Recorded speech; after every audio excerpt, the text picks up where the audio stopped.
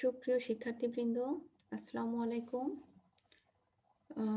জীববিজ্ঞান দ্বিতীয় পত্র ক্লাসে তোমাদের স্বাগতম জানাচ্ছি। আমি উম্মে সালমা বিনতে সাত্তার, প্রভাষক প্রাণীবিদ্যা, শহীদ বেগম শেখ ফজিলাতুন্নেসা মুজিব সরকারি মহাবিদ্যালয়, হাজারীবাগ, ঢাকা। আশা করি তোমরা সবাই ভালো আছো, সুস্থ আছো, মনোযোগ দিয়ে পড়াশোনা করছো। আমি তোমাদের যেটা পড়াচ্ছিলাম সেটা হচ্ছে গিয়ে প্রাণীবিদ্যা তোমাদের প্রাণীবিজ্ঞান বইয়ের দ্বিতীয় যে চ্যাপ্টার, ঠিক আছে, তার রুই মাছ সম্পর্কে পড়াচ্ছিলাম। গতদিন আমরা রুই মাছের রক্ত সংবহন তন্ত্রের একটি পার্ট পড়েছি, সেটা হচ্ছে ধমনীতন্ত্র বা আর্টেরিয়াল সিস্টেম। আজ আমরা রক্ত সংবহন তন্ত্রের দ্বিতীয় যে পার্ট সেটা সম্পর্কে জানবো, যেটা হচ্ছে গিয়ে কি শিরাতন্ত্র বা ভেনাস সিস্টেম।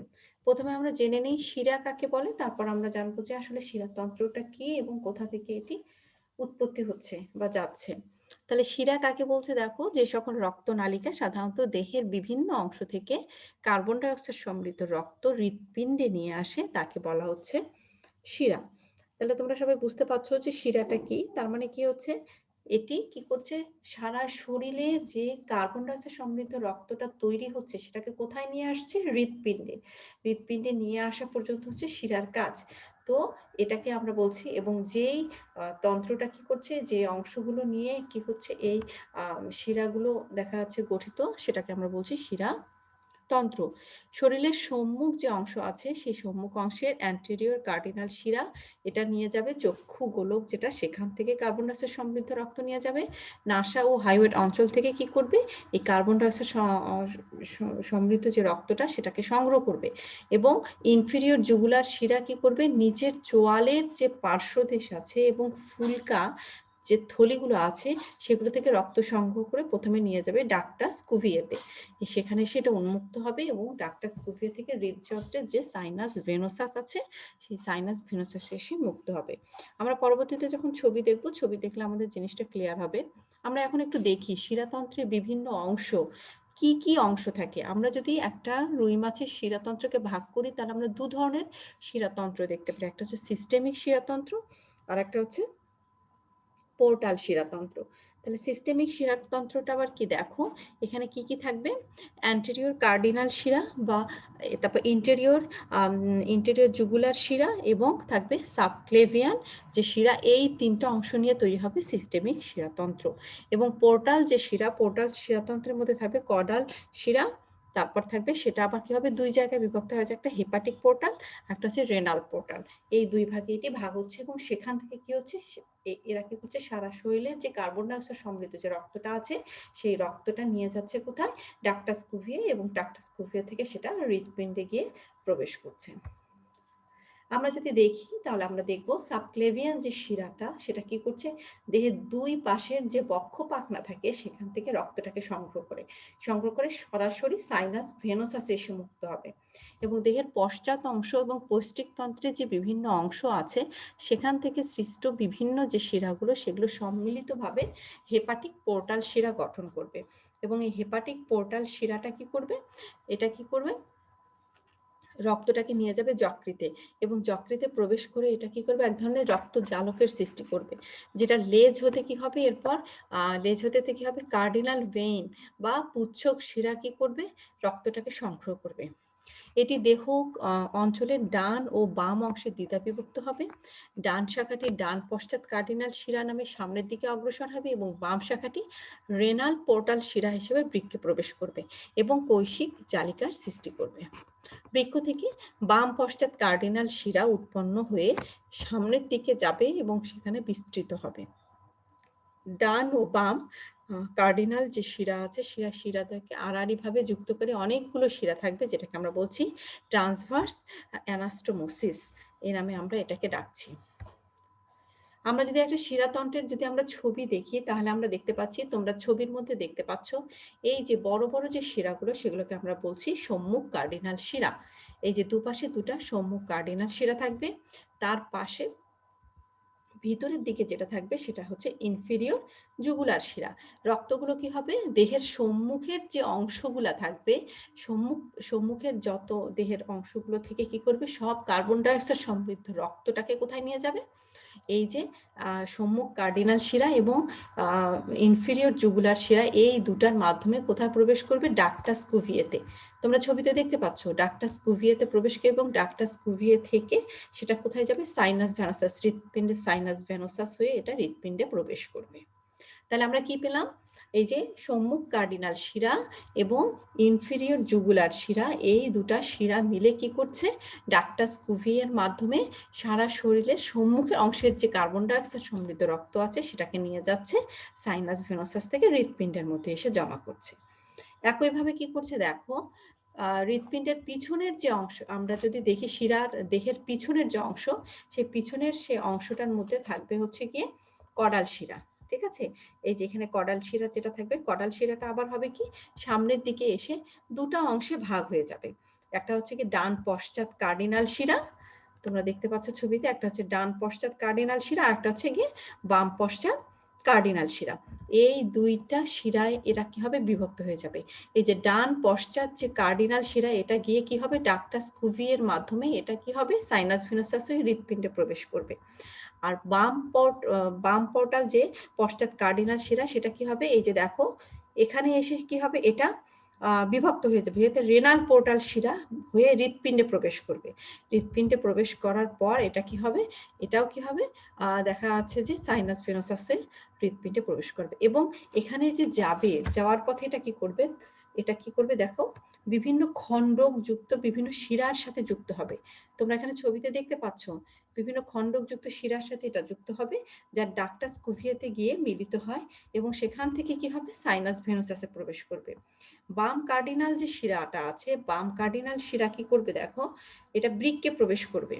এই যে আমরা এখানে দেখতে পাচ্ছি, এখানে কি হচ্ছে, এই যে বৃক্কে প্রবেশ করবে, অর্থাৎ রেনাল পোর্টাল শিরা গঠন করবে এবং এটা কি করবে, বিভিন্ন রকমের কৈশিক জালিকায় বিভক্ত হবে। এই যে ডান কার্ডিনাল শিরা এবং বাম কার্ডিনাল শিরা, এটা কি হবে, পরস্পরের সাথে কি হবে দেখো, এই যে অনুপ্রস্থ ভাবে এটা কি হবে, পরস্পরের সাথে বাম এবং ডান কার্ডিনাল শিরাটা যুক্ত থাকবে। ঠিক আছে, এবং অনুপ্রস্থ ভাবে যুক্ত হবে এবং তির্যক অ্যানাস্টোমোসিস, এটাকে আমরা বলছি তির্যক অ্যানাস্টোমোসিস গঠন করবে। কর্ডাল শিরা থেকে আরেকটা শিরা সৃষ্টি হবে, এই যে দেখো কর্ডাল শিরা থেকে আরেকটা শিরা সৃষ্টি হবে, যেটা কি করবে, যকৃতে প্রবেশ করবে, যেটাকে আমরা বলছি হেপাটিক শিরা। ঠিক আছে, এবং এই হেপাটিক শিরাটা হবে কি, প্রবেশ করে বিভিন্ন রকমের কৈশিক জালকের সৃষ্টি করবে। হৃৎপিণ্ডে এসে কি হবে, কৈশিক জালকের সৃষ্টি করে এবং বিভক্ত হয়ে কি হবে, হেপাটিক শিরার মাধ্যমে এটা কি হবে, সাইনাস ভেনোসাস দিয়ে হৃৎপিণ্ডে প্রবেশ করবে। তাহলে তোমরা শিরাতন্ত্রের গঠনটা তোমরা বুঝতে পেলে যে এখানে আসলে কি কি অংশ আছে আমরা দেখতে পেলাম। আমরা যদি আরেকটু দেখি তাহলে দেখো, আমি আরেকবার বলছি, তোমরা একটু মনোযোগ দিয়ে শোনো। আমাদের প্রথমে হচ্ছে কি, এই যে সম্মুখ কার্ডিনাল শিরা, তার মানে লম্বা যে শিরাটা, এবং ইনফিরিয়র বা ইনফিরিয়র জুগুলার শিরা, এই দুটা শিরা দিয়ে কি হচ্ছে, দেহের সামনের যে অংশগুলো আছে, সম্মুখ অংশ থেকে বিভিন্ন অংশ থেকে কি হবে, কার্বন ডাইঅক্সাইড সমৃদ্ধ রক্ত ডাক্টাস কুভিয়ের মাধ্যমে সাইনাস ভেনোসাস হয়ে হৃৎপিণ্ডে প্রবেশ করছে। আশা করি তোমাদের জিনিসটা ক্লিয়ার হয়েছে। তাহলে কি হচ্ছে, সম্মুখ কার্ডিনাল শিরা বা অ্যান্টেরিয়র কার্ডিনাল শিরা এবং কি হচ্ছে এবং ইনফিরিয়র জুগুলার শিরা, এই দুটা শিরা মিলে দেহের সামনের যে অংশগুলো আছে, সামনের অংশ থেকে কি হচ্ছে, কার্বন ডাইঅক্সাইড সমৃদ্ধ ডাক্টাস কুভিয়ের মাধ্যমে প্রবেশ করাচ্ছে কোথায়, সাইনাস ভেনোসাসে হৃৎপিণ্ডে প্রবেশ করছে। ঠিক আছে, এবং হৃৎপিণ্ডের এবং শিরাতন্ত্রের হচ্ছে গিয়ে কি দেখো, পিছনের যে অংশটা, দেহকাণ্ডের পিছনের অংশ থেকে কি হচ্ছে, পশ্চাৎ দিক থেকে কি হচ্ছে, আর একটা শিরা সামনে অগ্রসর হবে, যেটাকে আমরা বলছি কডাল ভেইন বা কডাল শিরা, যেটা কি হচ্ছে দুটা ভাগে ভাগ হয়ে যাচ্ছে। একটা হচ্ছে কি ডান কার্ডিনাল শিরা, আর একটা হচ্ছে বাম কার্ডিনাল শিরা। ঠিক আছে, এই দুই ধরনের যে শিরা তৈরি হচ্ছে, তার মধ্যে হবে ডান কার্ডিনাল শিরা কি হচ্ছে, দেহের খণ্ডকযুক্ত বিভিন্ন শিরার সাথে যুক্ত হবে।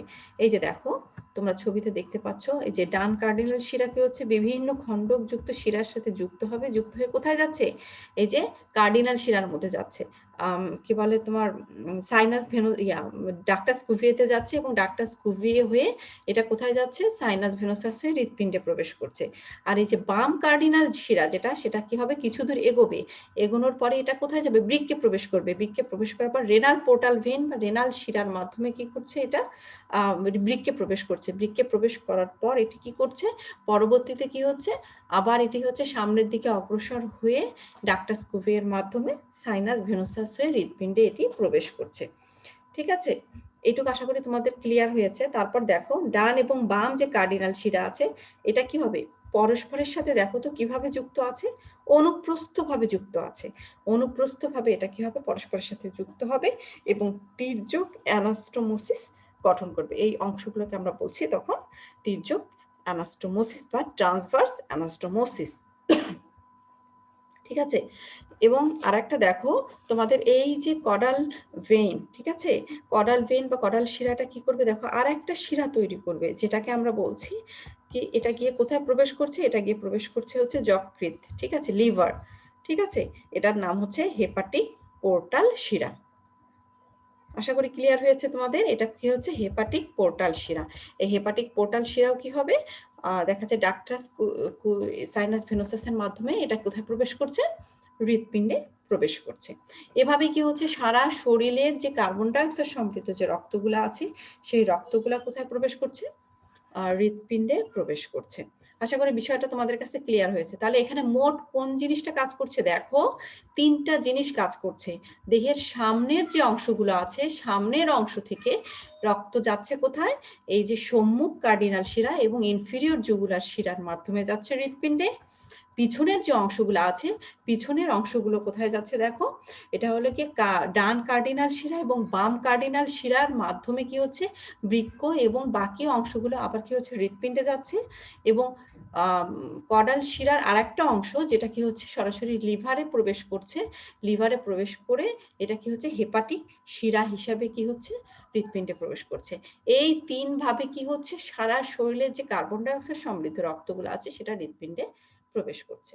তাহলে আমরা জানি যে ভেনাস সিস্টেম বা শিরাতন্ত্রের কাজ কি, এটা কি করবে সারা শরীরের যে কার্বন ডাই অক্সাইড সমৃদ্ধ রক্ত থাকবে সেটাকে কোথায় নিয়ে যাবে, এদের লাস্ট গন্তব্য হচ্ছে কোথায়, হৃৎপিণ্ড, এখানে হৃৎপিণ্ডে নিয়ে যাবে। তাহলে আমরা দেখতে পেলাম সম্মুখগুলো, পশ্চাৎগুলো এবং বাকি যে অংশগুলো থাকে পৌষ্টিক নালী, বৃক্ক, এগুলো কার মাধ্যমে, এই তিন অংশের মাধ্যমে কি হচ্ছে হৃৎপিণ্ডে গিয়ে প্রবেশ করছে। আমরা যদি একটা হৃৎপিণ্ড দেখি, শিরাতন্ত্র দেখি রুই মাছে, তাহলে আমরা কি হবে এভাবে দেখতে পাবো পজিশনটা যে এরা এইভাবে অবস্থান করবে। এই হচ্ছে কি তোমাদের হৃৎপিণ্ড, আমরা শিরাতন্ত্র সম্পর্কে জানলাম। তার মানে কি হচ্ছে আমরা গতদিন পড়েছি ধমনীতন্ত্র সম্পর্কে জেনেছি, আজ আমরা শিরাতন্ত্র সম্পর্কে জানলাম। তাহলে রুই মাছের রক্ত তন্ত্র সম্পর্কে আমাদের একটা স্বচ্ছ ধারণা আমরা আজকে পেলাম। এবং তোমরা যেটা করবে বাসায় সেটা হচ্ছে গিয়ে ধমনীতন্ত্র এবং শিরাতন্ত্র এটা তো খুব ভালোভাবে পড়বেই, ছবিগুলো বাসায় বারবার প্র্যাকটিস করবে, না হলে দেখা যাচ্ছে তোমাদের ভুল হয়ে যাওয়ার সম্ভাবনাটা থাকবে অনেক বেশি। কাজে তোমরা বারবার যদি এটা প্র্যাকটিস করো আশা করি তোমরা এই চ্যাপ্টারটা তোমাদের বুঝতে বা এখান থেকে যে কোনো কোশ্চেনে আনসার করতে তোমাদের পরীক্ষায় সমস্যা হবে না। এরপর আমরা আরেকটা জিনিস সম্পর্কে জানবো, সেটা হচ্ছে কি মাছের একটা গুরুত্বপূর্ণ অংশ, সেটা হচ্ছে কি বায়ুথলি বা পটকা, ইংলিশে যেটাকে আমরা বলে থাকি সুইম ব্লাডার। তাহলে এটা কি আসলে দেখো, বায়ুথলি বা পটকা হচ্ছে কি পেরিভিসেরাল নামক একটা পাতলা প্রাচীর বিশিষ্ট গ্যাস পূর্ণ থলি। আমরা জানি মাছের মধ্যে আমরা সবাই দেখেছি তাই না, সাদা রঙের কি হচ্ছে এরকম দুটা থলি বিশিষ্ট আমরা একটা অংশ দেখতে পাই যেটাকে আমরা বলছি বায়ুথলি। এটা কি হচ্ছে দেখো পটকা সিলোম গহ্বরের মধ্যে অবস্থান করছে। তোমরা মাছের এই যে দেখো সুইম ব্লাডার বা বায়ুথলিটার অবস্থানটা তোমরা দেখতে পাচ্ছ, এটা কোথায় থাকবে দেখো, এটা থাকবে মাছের যে কি বলে মেরুদণ্ড, মাছের যে মেরুদণ্ডের জাস্ট নিচেই থাকবে হচ্ছে কি বায়ুথলিটা, এবং কি পৌষ্টিক তন্ত্র যে আছে, পৌষ্টিক নালী যে আছে তার উপরে থাকবে। তাহলে পজিশনটা কিরকম আমরা আরেকবার শুনি, সেটা হচ্ছে কি এটা হচ্ছে গিয়ে মেরুদণ্ডের নিচে থাকবে এবং পৌষ্টিক তন্ত্রের বা পৌষ্টিক নালীর উপরে অবস্থান করবে এই বায়ুথলি। আমরা যদি বায়ুথলির একটা গঠন দেখি তাহলে আমরা দেখব এটা অন্তঃকণের ওভেরিয়ান ওসিকলের সাথে যুক্ত থাকবে। কিভাবে থাকবে? এই যে দেখো, এদের যে এখানে দুটা প্রকোষ্ঠ আমরা দেখতে পাবো, একটা হচ্ছে সম্মুখ প্রকোষ্ঠ আর একটা হচ্ছে পশ্চাৎ প্রকোষ্ঠ। এই সম্মুখ প্রকোষ্ঠটা হবে আকারে একটু ছোট এবং পশ্চাৎ প্রকোষ্ঠটা হবে আকারে বড়। এবং এই সম্মুখ এবং পশ্চাৎ যে প্রকোষ্ঠ আছে সেই প্রকোষ্ঠের মাধ্যমে কি হবে, একটা নালী বের হবে। সেই নালীটা কি হচ্ছে, পৌষ্টিক তন্ত্রের সাথে যুক্ত থাকবে, সেটাকে আমরা বলছি নিউম্যাটিক নালী। এবং এই নিউম্যাটিক নালীটা কি হবে, যে অন্তঃকরণের যে ওভেরিয়ান ওসিকল সেটার সাথে এটি যুক্ত থাকবে। এই বায়ুথলির বাইরের যে প্রাচীরটা সেটা হচ্ছে কি হবে, একটা রক্ত জালক সমৃদ্ধ হবে, যেটা আবার দুটা ধরনের স্তর নিয়ে গঠিত। একটাকে বলছি আমরা বাইরের যে স্তরটা সেটাকে আমরা বলছি টিউনিকা এক্সটার্না, এবং যেটা হচ্ছে কি এটা হবে বাইরের, একদম বাইরের স্তর, এবং যেটা যোজক টিস্যু দিয়ে গঠিত হবে। এবং এর ভিতরেই থাকবে আর একটা স্তর, সেটাকে আমরা বলছি টিউনিকা ইন্টারনা, এটা থাকবে ভিতরের স্তর, ঠিক আছে। এবং এটা মসৃণ পেশি নিয়ে গঠিত। বায়ুথলির অন্তঃপ্রাচীর যেটা, সেটা ভিতরের যে প্রাচীরটা সেটা হচ্ছে গিয়ে কি লাল বর্ণের গ্যাস গ্রন্থি থাকবে। এই যে দেখো, সম্মুখ যে প্রকোষ্ঠটা, সম্মুখ প্রকোষ্ঠের মধ্যে কি হচ্ছে, আমরা কিছু গ্যাস গ্রন্থি পাবো। যে গ্যাস গ্রন্থি থেকে আমরা কি অক্সিজেন, কার্বন ডাই অক্সাইড, এই ধরনের গ্যাসগুলো আমরা এখানে পাবো, ঠিক আছে, তৈরি হবে গ্রন্থি থেকে, ঠিক আছে। সেই গ্রন্থিটার আবার চারপাশে থাকবে অসংখ্য কৈশিক জালিকা, কৈশিক নালী দিয়ে এটা আবৃত থাকবে। এদেরকে আমরা বলছি রেটিয়া মিরাবিলিয়া, ঠিক আছে, বা রেটি মিরাবেল। এটাকে কি হবে, দেখো সামনের যে প্রকোষ্ঠ আছে সেই প্রকোষ্ঠ থেকে যে গ্যাসগুলা নিঃসৃত হবে, ঠিক আছে, এবং পেছনের যে প্রকোষ্ঠ থাকবে সেই প্রকোষ্ঠটা কি করবে, এইটা কি হবে, প্রকোষ্ঠের যে গ্রন্থিগুলো থাকবে সেটা কি করবে, এই গ্যাসটাকে শোষণ করবে। তাহলে আমরা বায়ুথলি সম্পর্কে আমরা জানলাম। তাহলে বায়ুথলি আমরা কি, আমরা সবাই জানি কি, এটা হচ্ছে কি দুইটা প্রকোষ্ঠ বিশিষ্ট একটা থলি, যেটা মাছের মধ্যে আমরা পাই, যার অবস্থান হচ্ছে গিয়ে মেরুদণ্ডের নিচে এবং পৌষ্টিক তন্ত্রে বা পৌষ্টিক নালীর উপরে অবস্থান করবে। এটি দেখতে হচ্ছে সাদাটে রঙের হবে, তোমরা সবাই দেখেছো। এবং এখানে কি হবে, সম্মুখ প্রকোষ্ঠ থাকবে এবং পশ্চাৎ প্রকোষ্ঠ থাকবে, যেটা আবার হবে কি দুই ধরনের একটা স্তর নিয়ে গঠিত হবে। একটা হচ্ছে গিয়ে বাইরের স্তরটাকে আমরা বলছি টিউনিকা এক্সটার্না, এটা হবে বাইরের স্তর, যেটা হচ্ছে যোজক টিস্যু দিয়ে গঠিত হবে, এবং টিউনিকা ইন্টারনা, এটা হবে ভিতরের একটা স্তর, যেটা হবে মসৃণ পেশি নিয়ে গঠিত হবে, ঠিক আছে। এর সম্মুখ যে প্রকোষ্ঠটা থাকবে, সম্মুখ প্রকোষ্ঠের মধ্যে আবার থাকবে কি লাল রঙের কিছু গ্যাস গ্রন্থি থাকবে। এই গ্রন্থিতে থাকবে অসংখ্য কৈশিক নালী থাকবে। এই কৈশিক নালী সমৃদ্ধ যে গ্রন্থিটা, যেখান থেকে বিভিন্ন ধরনের গ্যাস উৎপন্ন হবে, সেটাকে আমরা বলছি রেটিয়া মিরাবিলিয়া, ঠিক আছে। এবং এখানে হচ্ছে কি সামনের প্রকোষ্ঠ থেকে যে গ্যাসটা তৈরি হবে, উৎপন্ন হবে, সেটা পেছনের প্রকোষ্ঠে এসে সেই গ্যাসটাকে কি করবে, শোষণ করবে। আমরা যদি রুই মাছের বায়ুথলি বা পটকা যদি সম্পর্কে আমরা আলোচনা করি, তাহলে আমরা দেখতে পাবি যে গ্যাসগুলো, এটা হচ্ছে কি চকচকে চকচকে হবে, এবং এর ভেতরে বিভিন্ন ধরনের আমরা গ্যাস পাবো, যেটা হচ্ছে অক্সিজেন হতে পারে, নাইট্রোজেন হতে পারে, কার্বন ডাই অক্সাইড সমৃদ্ধ হতে পারে।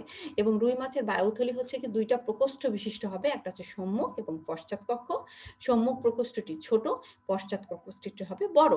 দুই কক্ষের মাঝখানে একটা গভীর খাঁজ থাকবে, যেটা হচ্ছে বায়ুথলির সম্মুখ কক্ষ থেকে একটি সরু নিউম্যাটিক ডাক্ট, যেটা হবে কি অন্য নালীর সামনে গিয়ে হচ্ছে এর মাছের যে পৃষ্ঠীয় যে অঞ্চল সেখানে সেটি যুক্ত হবে। তাহলে আমরা সবাই মোটামুটি কি রুই মাছের বায়ুথলি বা পটকা সম্পর্কে আমরা একটা ধারণা করলাম, যেটা কি কি অংশ নিয়ে গঠিত এবং কিরকম হবে। আমরা এবার একটু রুই মাছের যে বায়ুথলি সেটার কাজ সম্পর্কে আমরা একটু জানি। এটা হচ্ছে কি বায়ুথলিটা হবে কি প্লবতা রক্ষাকারী অঙ্গ বা হাইড্রোস্ট্যাটিক অর্গান হিসেবে কাজ করবে। তার মানে কি, রুই মাছ বিভিন্ন দেখা যাচ্ছে মাছ কি হবে, বিভিন্ন অবস্থানে দেখা যাচ্ছে গভীর পানি বা অগভীর পানির মধ্যে যে অবস্থান করবে, ঠিক আছে, তাদের ভারসাম্য রক্ষাকারী হিসেবে কাজ করবে এই বায়ুথলি, ঠিক আছে। মাছ যাতে পানির মধ্যে সুন্দরভাবে ভেসে থাকতে পারে, এই প্লবতা রক্ষাকারী বা হাইড্রোস্ট্যাটিক অর্গান হিসেবে এটা কি করবে, বায়ুথলিটা কাজ করবে। শব্দ সৃষ্টি করতে কি হবে, এটা সহায়ক একটা ভূমিকা পালন করবে। কিভাবে করবে, আমরা যেটা দেখলাম সেখানে কি দেখলাম, আমরা এই যে নিউম্যাটিক ডাক্ট, নিউম্যাটিক ডাক্টটা কি হবে, এটা কি হচ্ছে দেখা যাচ্ছে অন্তঃকর্ণের সাথে এটা যুক্ত থাকছে, এবং যেহেতু অন্তঃকর্ণের সাথে তার একটা কানেকশন আছে, কাজে এটা কি হচ্ছে বিভিন্ন ধরনের যে শব্দ তৈরি হবে সেটা কি হবে, শুনতে বা শব্দ সৃষ্টি করতে কি করবে, এই বায়ুথলিটা একটা বড় ভূমিকা পালন করবে। এছাড়া কি হচ্ছে, আমরা যে সম্মুখ প্রকোষ্ঠের মধ্যে দেখলাম রেটিয়া মিরাবেলিয়া, এটা কি করবে, অক্সিজেন, বিভিন্ন oxygen, nitrogen, carbon die oxide, এই ধরনের গ্যাসগুলো যে তৈরি করবে, কোনো কারণে যদি পানিতে যদি অক্সিজেনের ঘাটতি দেখা যায়, ঠিক আছে, তখন কি হবে, বায়ুথলির মধ্যে যে গ্যাসটা থাকবে সেই গ্যাসটা কি করবে, মাছের ঘাটতি, এই যে অক্সিজেনের ঘাটতিটা পূরণ করে মাছের শ্বসন কাজে সহায়তা করবে। এবং এটি কি হবে, আপেক্ষিক গুরুত্ব নিয়ন্ত্রণ করে পানির নিচে বিভিন্ন গভীরতায় মাছকে স্থির থাকতে সহায়তা প্রদান করবে। তাহলে আমরা বায়ুথলির কাজগুলো সম্পর্কে আমরা জানলাম। তাহলে তোমরা আশা করি বুঝতে পারছো জিনিসটা। আমরা জিনিসটা সম্পর্কে আরেকটু আলোচনা করি। তাহলে কি হচ্ছে, এটা প্রথমের কাজ হচ্ছে, এটা কি হবে, প্লবতা রক্ষাকারী অঙ্গ বা হাইড্রোস্ট্যাটিক অর্গান বা ভারসাম্য অর্গান হিসেবে এটা কাজ করবে। শব্দ সৃষ্টি করতে এটি সহায়তা ভূমিকা পালন করবে এবং বিভিন্ন ধরনের গ্যাস যে উৎপন্ন হচ্ছে, ঠিক আছে, এবং এই গ্যাসগুলো হচ্ছে শরীরে বিভিন্ন প্রয়োজনে তো লাগছে। এবং অক্সিজেন কি, অক্সিজেন বেঁচে থাকার জন্য তো অক্সিজেনটা অবশ্যই দরকার। যদি কোনো কারণে পানিতে অক্সিজেনের ঘাটতি দেখা যায়, তাহলে বায়ুথলির মধ্যে যে অক্সিজেনটা তৈরি হচ্ছে বা বিদ্যমান, সেটা কি হচ্ছে, এই ঘাটতিটা পূরণ করে মাছকে শ্বসন কাজে সহায়তা করতে সাহায্য করছে। এবং পানির মাছের যে আপেক্ষিক গুরুত্ব সেটাকে নিয়ন্ত্রণ করে পানির নিচে বিভিন্ন গভীরতায় মাছকে স্থির থাকতে সাহায্য করছে এই বায়ুথলি। তাহলে আজ আমরা এটুকুই পড়লাম। তাহলে তোমরা যেটা করবে সেটা হচ্ছে, গতদিন আমি যেটা রক্ত সংবহনতন্ত্রে ধমনীতন্ত্র সম্পর্কে পড়িয়েছি এবং আজ শিরাতন্ত্র বা ভেনাস সিস্টেম সম্পর্কে আমরা জানলাম। এটা খুবই ভালো করে পড়বে, পাশে বারবার ছবিগুলো প্র্যাকটিস করবে, কোনো পড়া জমিয়ে রাখবে না, যেদিনের পড়া সেদিনই করে ফেলবে। এবং এরপরে আমরা যেটা শিখলাম সেটা হচ্ছে কি, বায়ুথলি বা পটকার ছবিটা আছে বইয়ে সুন্দর করে দেয়া, তোমরা ছবিটা প্র্যাকটিস করবে এবং কি কি অংশ নিয়ে গঠিত এবং কোথায় অবস্থান করে, এগুলো খুব ভালোভাবে শিখবে। আশা করি তোমরা আজকের লেকচারটা বুঝতে পেরেছো। তারপর যদি কারো কোনো সমস্যা হয় বা বুঝতে না পারো, সেক্ষেত্রে তোমরা আমাকে কমেন্ট বক্সে তোমরা কমেন্ট করতে পারো যে কোন প্রবলেম হলে বা কোনো জিনিস যদি বুঝতে না পারো, সেক্ষেত্রে তোমরা অবশ্যই কমেন্টস করবে, ঠিক আছে। আর বাসায় আশা করবো তোমরা খুব ভালোভাবে এগুলো প্র্যাকটিস করবে। ছবিগুলো সবাই কিন্তু কি করবে, ছবিগুলো সবাই সুন্দর করে এঁকে ফেলবে। এঁকে তোমরা এটা কি করবে, HW হিসেবে তোমরা রেখে দিবে। যখন কলেজ করবে প্রত্যেকের কাছ থেকে এগুলো চেয়ে নেবো, ঠিক আছে। সুন্দর করে এটা নোটস করে ফেলবে, ছবিগুলো এঁকে ফেলবে। সে পর্যন্ত সবাই, ইনশাল্লাহ আমরা নেক্সট ক্লাসে আমরা জানবো হচ্ছে গিয়ে রুই মাছের যে শ্বসনতন্ত্র সম্পর্কে আমরা ডিটেলস জানবো। সে পর্যন্ত তোমরা সবাই ভালো থাকো, সুস্থ থাকো। আল্লাহ হাফেজ।